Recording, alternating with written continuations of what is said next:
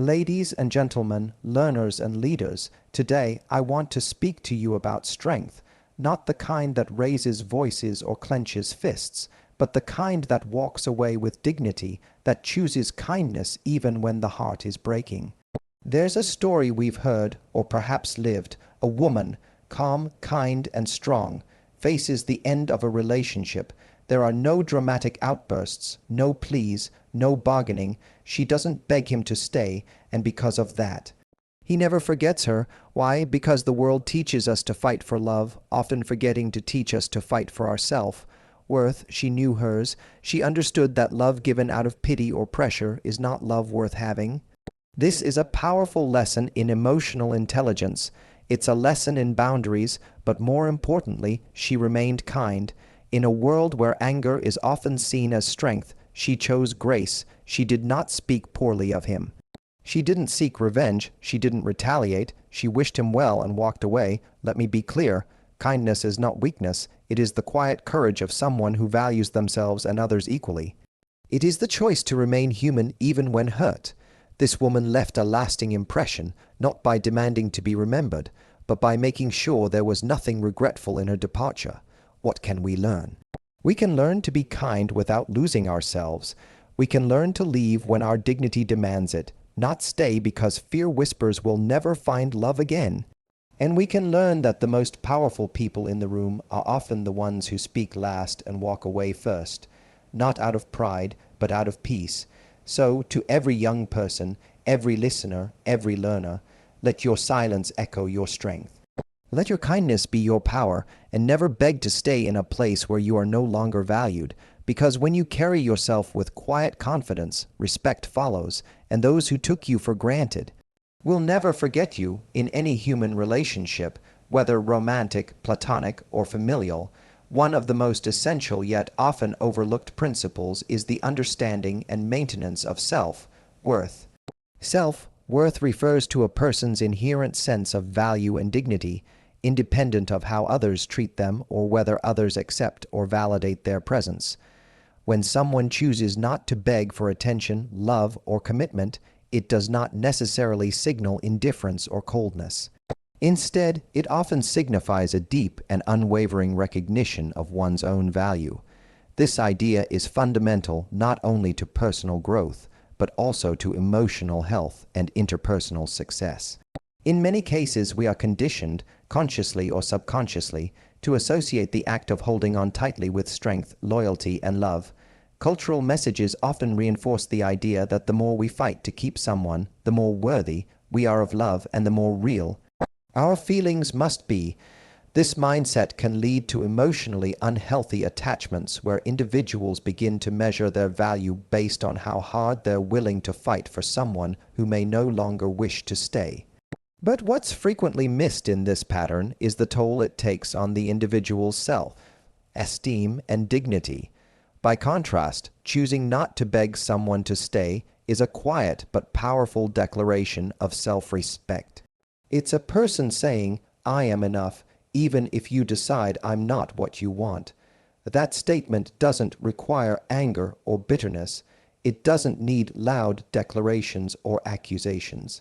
It simply reflects a deep-rooted belief that one's worth is not up for debate or dependent on someone else's perception. This is a vital concept in the development of emotional intelligence, a set of skills that includes self-awareness, self-regulation, empathy, and social awareness. At the heart of emotional intelligence lies the understanding that we cannot control the choices of others, but we can control our response to them. From an educational standpoint, fostering this kind of thinking encourages resilience and emotional maturity. For young learners especially, developing a strong sense of self-worth helps them navigate not only romantic relationships in the future, but also friendships, academic pressures, and professional environments. When students are taught to value themselves first, they are less likely to fall into patterns of seeking validation from external sources. They become more grounded, more focused, and more capable of making choices that align with their long-term well-being rather than short-term emotional needs. Moreover, understanding the distinction between attachment and genuine connection is essential. Attachment often stems from fear. the fear of being alone, of being rejected, or of feeling unworthy without the presence of another.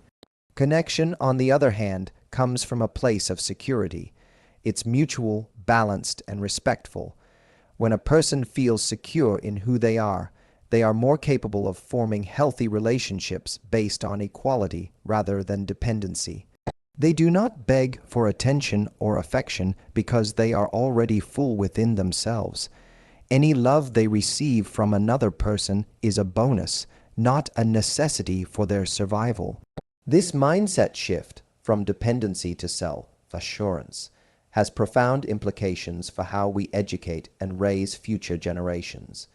In schools, homes, and communities, conversations about emotional well-being should not only focus on how to relate to others, but also how to relate to oneself.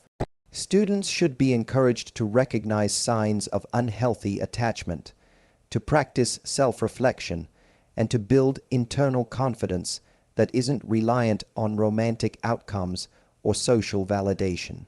When someone walks away from a relationship without begging the other to stay, it often sends a message that lingers. The person who left with grace demonstrates that they are not defined by who chooses or rejects them.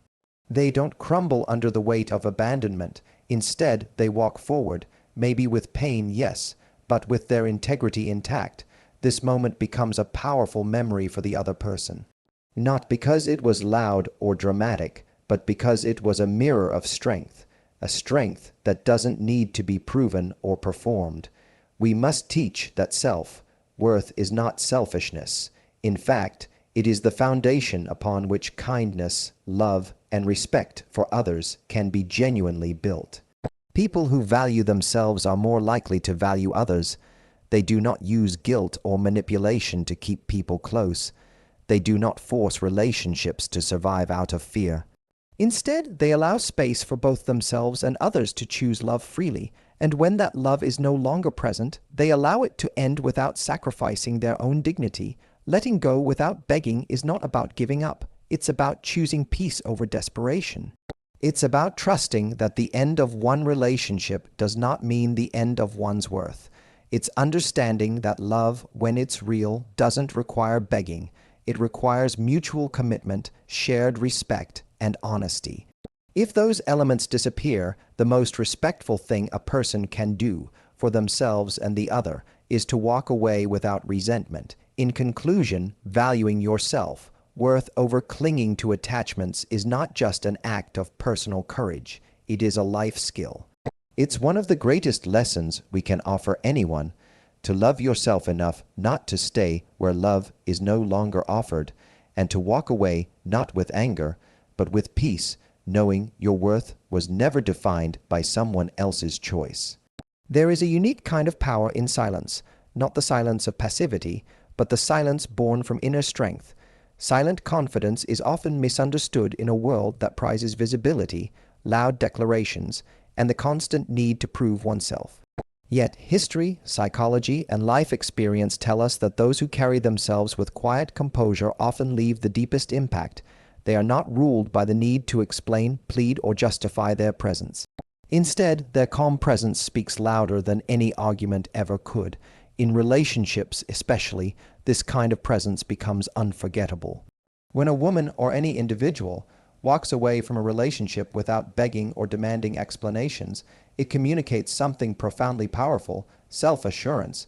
It demonstrates that she knows her worth, not just in theory, but in practice. She does not require external validation to confirm her value. She does not chase or cling because her foundation is not built on someone else's approval. This is not arrogance, it's emotional maturity. And this maturity reveals itself not in what she says, but in what she chooses not to say. Educationally speaking, silent confidence is a concept that aligns with important lessons in personal development, character education, and social-emotional learning. In classrooms and learning environments, we often emphasize the importance of finding your voice. While this remains essential, we must also teach that knowing when to speak and when not to requires wisdom. There is power in not reacting to every provocation, There is wisdom in understanding that silence can be a boundary, a message, a decision. For many, silence is mistaken for weakness or indifference. But silence rooted in confidence is quite the opposite. It requires emotional control, patience, and a deep understanding of one's own emotions. It means resisting the urge to prove yourself when you've been misunderstood. It means choosing peace over performance. This can be particularly difficult in the context of romantic or personal relationships, where emotions often run high and the desire to be seen, heard, and validated can override rational thinking. Consider the emotional discipline it takes to walk away from someone you love without demanding closure, without pleading to be heard one last time, and without falling into the trap of self-abandonment. That kind of composure is not born overnight. It is developed over time through self-reflection, emotional resilience, and a clear recognition of what you deserve. Silent confidence emerges when a person knows that nothing they say will increase their worth in the eyes of someone who no longer values them, and so they choose not to waste their breath. From a psychological perspective, this behavior aligns with the idea of secure attachment. People with secure attachments do not chase validation because they are already emotionally self-sufficient. They can love deeply without losing themselves. When they sense that a relationship is no longer reciprocal or respectful, they do not panic. Instead, they step back, assess, and walk away if necessary, not as a tactic but as a truth. For those on the receiving end of this kind of silence, the impact is often long, lasting. Why? Because we remember people who behave with grace and restraint, especially when we expected anger or desperation. The unexpected silence forces reflection. It invites the question, why didn't she beg me to stay? Why did she leave so calmly? The answer, of course, lies in her sense of self. She knew her leaving was not a loss to herself, but perhaps it would be a loss to the person who let her go. In teaching environments, this concept of silent confidence can help shape emotionally intelligent, self-aware individuals who know how to navigate social relationships without losing their identity. It teaches students that true influence does not always come from assertiveness or loud leadership. Sometimes the most impactful individuals are those who lead by example, who remain composed in adversity, and who do not compromise their values even when tested. In practice, developing silent confidence requires intentional work. It involves setting personal standards and living by them, even when no one else is watching. It involves learning to listen more than you speak, understanding that reaction is not always required, and recognizing that peace of mind is often more valuable than being right. For young people especially, this is a crucial skill in an age dominated by social media, where constant noise and performance can make stillness feel unnatural, but it is in stillness that true strength is built. When a person is silently confident, they no longer fear walking away from situations that no longer serve them. They don't linger in unhealthy dynamics because they are not fueled by insecurity. Their silence says, "I know who I am, and I don't need to beg you to see it." This message carries emotional weight, far more than any emotional outburst ever could. Ultimately, the power of silent confidence is not in being aloof or distant. It's in being so sure of your value that you no longer need to explain it. It's in understanding that your presence is a gift and that anyone who fails to recognize that doesn't need a dramatic goodbye, only a quiet one. This kind of strength is memorable.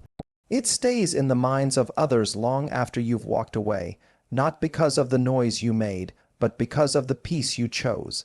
And in the end, that peace becomes your legacy. In a world that often praises aggression, domination, and the ability to win arguments or gain the upper hand, kindness is too frequently misunderstood as a form of weakness. In relationships, professional settings, or personal conflicts, people are often told to be assertive, to stand their ground, to never show vulnerability. And while boundaries and self-respect are critical, it is a grave mistake to assume that kindness and strength cannot coexist. In fact, true kindness, especially in moments of pain or difficulty, requires more strength than retaliation ever will. Imagine a scenario where a woman is left by someone she loves. She does not insult him. She does not spread rumors. She does not demand attention. Instead, she chooses to be kind. She wishes him well, says goodbye with grace, and walks away with dignity.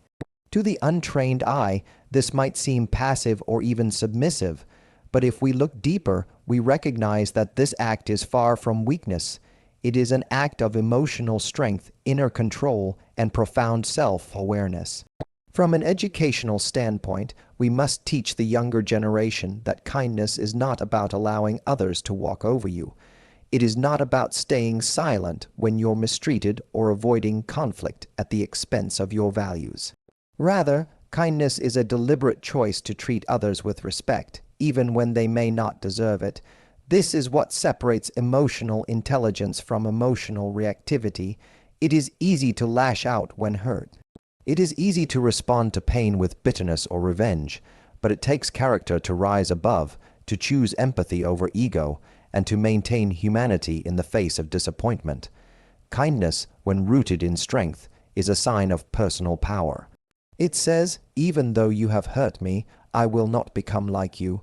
I will not allow your actions to dictate my values." This message is particularly vital in the context of emotional and relational education. We must teach individuals that they can stand up for themselves without tearing others down, that they can be strong without being cruel, and that forgiveness and kindness are not gifts given to others. They are expressions of self-respect. There's an important psychological layer to this as well. When we choose kindness in difficult situations, we protect our own mental and emotional health. Anger and resentment are heavy burdens to carry. They cloud judgment, distort perspective, and often lead to decisions that cause more harm than healing. Kindness, on the other hand, provides clarity. It allows us to process events with wisdom rather than impulse. It helps us to preserve our peace even when our hearts are aching. Moreover, there is a long-term impact to kindness that often goes unacknowledged. When someone treats you poorly and you respond with calmness and grace, it leaves a lasting impression. It becomes a memory that lingers, not because you were passive, but because you behaved in a way that was unexpected and deeply human.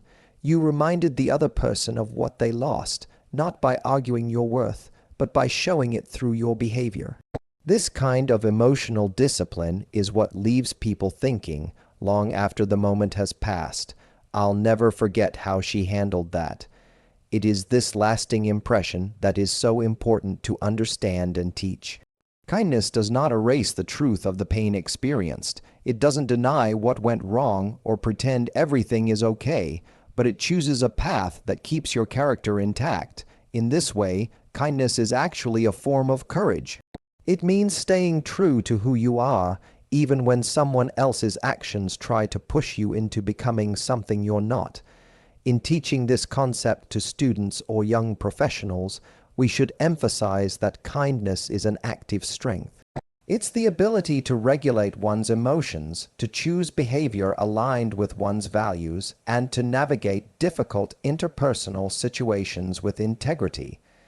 This is especially important in leadership development. The best leaders are not those who dominate through fear or manipulation, but those who inspire trust and loyalty through fairness, humility, and kindness. Importantly, kindness does not mean avoidance of conflict. On the contrary, the kindest people often engage in the hardest conversations, but they do so with respect. They communicate clearly without demeaning others. They express hurt without inflicting it. They draw boundaries without making threats. This balanced, respectful approach to conflict is a mark of maturity, and it is far more effective than hostility ever will be. Let us also acknowledge that choosing kindness is not always easy. It requires daily effort. It may even feel thankless, especially when others take it for granted, but the rewards are internal: peace of mind, self-respect, the ability to look back without regret. These are the fruits of kindness. They grow quietly, but their roots run deep. In closing, kindness is not weakness. It is wisdom in motion. It is strength without noise. And it is the greatest form of resistance against a world that often confuses cruelty with power. When we choose kindness, especially when it is hardest, we remind others and ourselves of the kind of world we want to build, not one based on fear or ego, but one built on respect, compassion, and courage. That is a legacy worth leaving behind. Human beings are often remembered not just for what they did, but for how they did it. In the same way that a well-written ending can define an entire story, the way someone exits a relationship, a conversation, or a conflict can leave a lasting impression that lingers long after they're gone. There is something profoundly powerful about a graceful goodbye, about choosing to leave a space or a person without drama, bitterness, or blame. That kind of poise stays in the memory of others not because it demanded attention, but because it radiated emotional intelligence and maturity. Grace is not a show of weakness. It is not about pretending not to care or repressing emotions. Rather, grace is the art of responding to difficulty without compromising your dignity. When someone decides to exit a situation with grace, especially in emotionally charged moments, it tells a story about their character. It communicates that they value self-respect more than temporary validation. It shows that they have the maturity to let go without needing to be right, without seeking revenge, and without asking for more than what is freely offered. From an educational standpoint, this is one of the most important emotional life skills to teach, that how you leave matters. That people may forget your words, but they will remember your behavior. In an era dominated by emotional reactivity, where social media arguments, viral call-outs, and heated confrontations are normalized, the concept of quiet, graceful disengagement is revolutionary. It teaches young people that they don't always need to have the last word to win. Sometimes the most powerful statement they can make is their peaceful absence. In personal relationships, this principle becomes especially clear. When a woman walks away from a relationship, not with slamming doors or harsh words, but with calm acceptance and silent closure, it leaves an emotional imprint that's difficult to forget. Why? Because it wasn't expected. Society often conditions us to anticipate drama during endings, to see desperation, pleas, or angry confrontations. But when none of those things come, it disrupts the pattern. The silence makes room for reflection. The composure stirs curiosity. It challenges the other person to consider what they lost, not through guilt, but through contrast. Her grace becomes a mirror that reveals the emotional immaturity in the other person's behavior. But the value of grace extends far beyond personal relationships. In professional settings, for example, how someone resigns from a job or responds to criticism often says more about them than their resume ever could. Graceful exits in the workplace show leadership potential, emotional control, and long-term thinking. They signal that a person values their reputation and relationships, even in moments of discomfort. When we educate students or young professionals, we must stress that lasting success depends as much on how they handle transitions and setbacks as it does on what they achieve. Psychologically, the ability to leave with grace is closely tied to self-awareness and emotional regulation, two core components of emotional intelligence. When individuals are self-aware, they recognize their triggers and understand how their emotions influence their behavior. They don't react impulsively or act out of ego. They pause, they reflect, they choose their words and actions intentionally. Emotional regulation, on the other hand, allows them to stay grounded during emotionally intense moments. Together, these traits allow a person to act with grace, to respond rather than react, to walk away rather than explode, and to maintain peace rather than escalate conflict. Teaching the value of grace also helps shift the focus from external validation to internal peace. It reframes strength not as dominance or loudness, but as calm self-possession. It invites people to ask, what kind of energy do I want to leave behind? And what version of myself do I want others to remember? When someone exits a situation gracefully, they are choosing to be remembered for their character, not for their chaos. Importantly, grace is not a performance. It is not about pretending everything is fine when it's not, or hiding hurt behind a smile. Rather, it is about honoring your emotions while choosing not to let them control you. It is possible to feel deeply disappointed or hurt and still choose not to cause pain in return. This is one of the highest forms of emotional discipline, a kind of strength that cannot be faked. For many people, the grace with which someone left stays in their mind far longer than words ever could. That quiet, composed departure, absent of accusation, absent of neediness, leaves behind not guilt but respect. Not regret, but reflection. It turns the memory of the person into something meaningful. It teaches a lesson without ever delivering a lecture, and most importantly, it protects the dignity of the one leaving. They walk away whole, untarnished by emotional chaos, and unburdened by the need to prove themselves. This lesson is vital in shaping emotionally healthy, socially aware individuals. Whether in romantic relationships, friendships, school, or work, knowing how to leave with grace is a sign of personal power. It tells the world, I know my worth. I don't need to force you to see it. It creates space for growth, both for the person leaving and the one being left behind. In conclusion, lasting impressions are not always made through grand gestures or loud farewells. Sometimes they are made in the way we choose stillness over storm, peace over performance, and grace over anger. When we act with grace, we leave behind more than a memory. We leave behind a standard, one that says, no matter what happens, we choose to walk away with our head held high and our heart intact. That is the kind of presence no one forgets.